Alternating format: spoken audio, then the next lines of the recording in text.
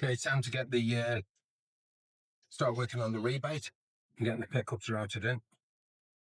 I've got my U-Butte humbucker template, which I've never used before. I've always just made my own. Now, on a previous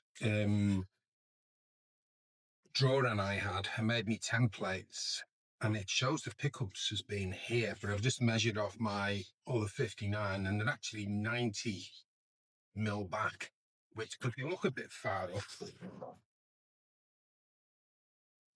So that's what I'm going to go with.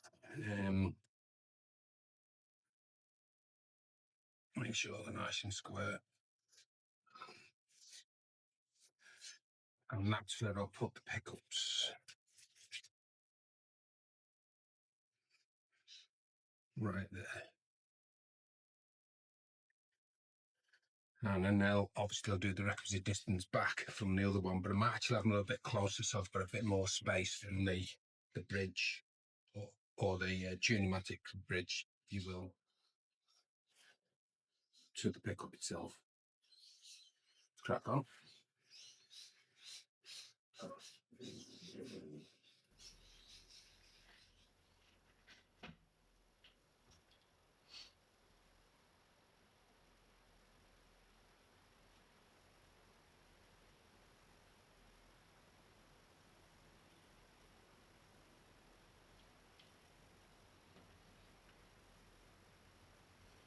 So you've marked out where to go so I can get it lined up. Not using the accelerator.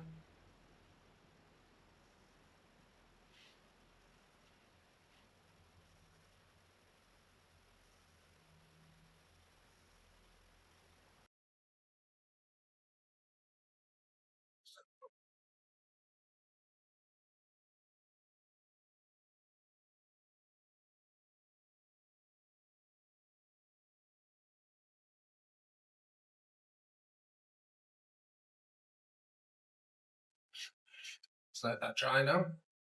And now I'll route it out. Okay, so I've got that one done. My router bits are not the sharpest, but there you have it. What I've neglected to mention on the last one as well is prior to actually routing it out, I hogged out as much of the material as I could. Much like the router bits, my forster bits are as blunt as well, so I'll just crack on with this and take my time.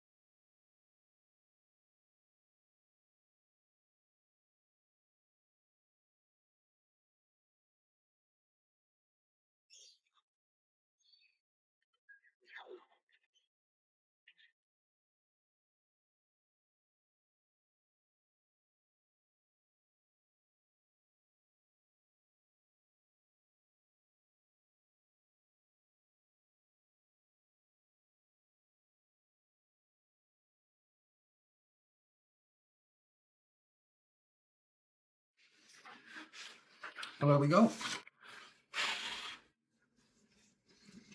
I'll take them a little bit deeper just to make them nice and tidy, but too nice. Routes, and I must confess, first time I've used a manufactured template route, pickup template, and I like it much better.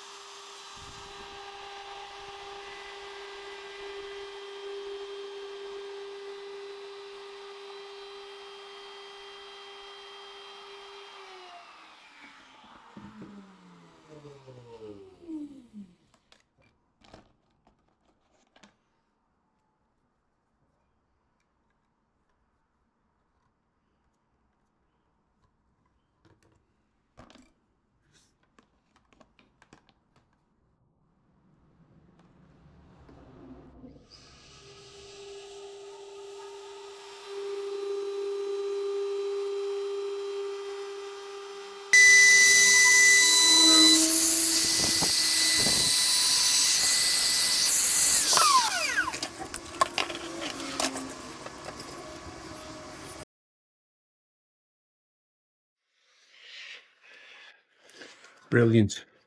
So because I'd put doing this after the radius, it's a bit silly really. It means that radius is going to impact on the rebate itself for the binding. So I've had to work it out and just like lift it out a touch so I get that depth. Otherwise, because of the angle, it would sink the bottom edge of the binding into, even though I'm going to carve this, it wouldn't be such an issue. I just want to make sure it's good to go, and I've got a fraction of a mil above there, which is good, so I can have that band good to go. This bit here, because I've already cut the tenon in, it means I'm gonna have to do that by eye. Same for the back, and I've got to square that off anyway, so plenty of time, but I've got it up to there, so the fretboard will be bound.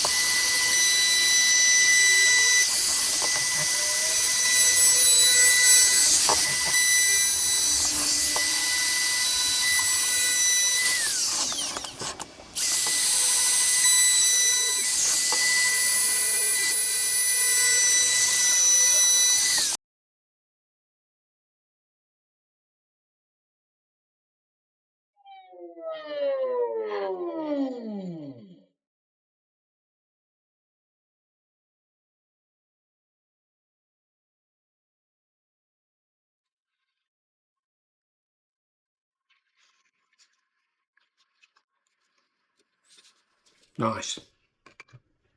What I'll do now, I'll step it down to the required height, so it's just below the join, so we make sure we get a good seam from between the carved top and the body. Also made this a few years ago out of an old computer screen, believe it or not, when Perspex was hard to come by. just is a little bit more stable. So when you're putting the router on, especially around the horn, you can use as much up the top as well to keep it level. So you just put it on as usual. Set it to your depth, which is in this case as much as it can get. I'm good to go.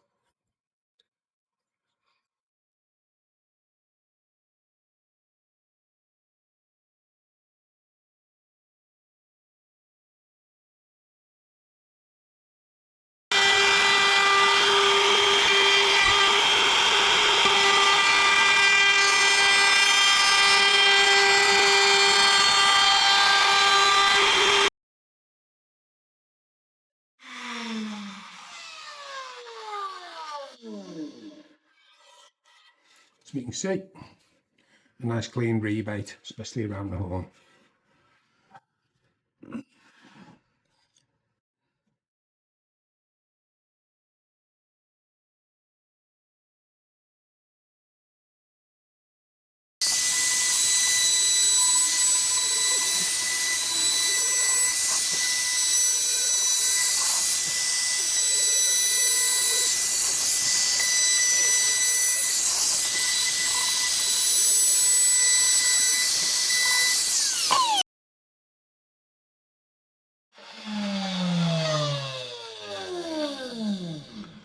From here, what I'll do is I'll just use a pattern bit and drop it down gradually, and I'm following this as the pattern until I get it to the required depth.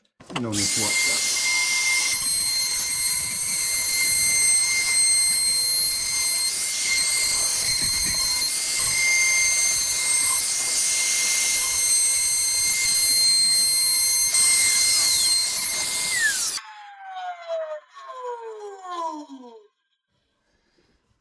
Done. Another time that's on, beware the charm. Point to note, if you're using especially a homemade router plate, you will end up with the vibrations and it'll do all sorts on here. So of course you'd never do that, or you'd be reluctant to do it on a finished top, you know what I mean? So you'd have to put something on there to protect it. And the other thing is, you may notice the stopped. Always keep a check. Now this is not unplugged, so I'm not going to go anywhere near it, to make sure that your router bit is not slipping, because if it does, you'll end up with an uneven rebate on there. That though, looking more like a guitar.